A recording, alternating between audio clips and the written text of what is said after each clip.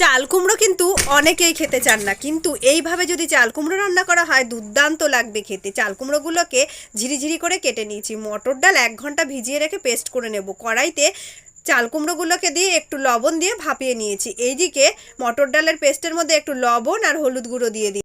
এবারে ভাপানো চাল কুমড়োগুলো নামিয়ে নিয়ে কড়াইটা ধুয়ে বেশ কিছুটা তেল দিয়ে দিলাম। এবারে এর মধ্যে বড়াগুলোকে দিয়ে একে একে ভেজে নেব। বড়াগুলো ভাজা হয়ে গেলে নামিয়ে নিলাম। চাইলে তোমরা এখানে সর্ষের তেল অ্যাড করতে পারো। এবারে এর মধ্যে শুকনো লঙ্কা, কালো জিরে আর আদা ফোড়ন দিয়ে দিলাম। একটু হলুদ গুঁড়ো, লঙ্কার গুঁড়ো দিয়ে 2-1 মিনিট একটু নেড়ে চেড়ে নেব। একটু জিরের গুঁড়োও অ্যাড করতে হবে। তারপর এর মধ্যে কিছুটা টমেটো কুচি দিয়ে একটুখানি লবণ অ্যাড করে দিলাম। তারপর টমেটো কুচিটাকে বেশ ভালো করে ভাজা হলে তার মধ্যে সেদ্ধ করে রাখা চাল কুমড়োগুলোকে দিয়ে ভেজে রাখা বড়াগুলোকে দিয়ে কিছুক্ষণ ফুটালে তারপর ওর মধ্যে পোস্ত বাটা দিয়ে দিতে হবে।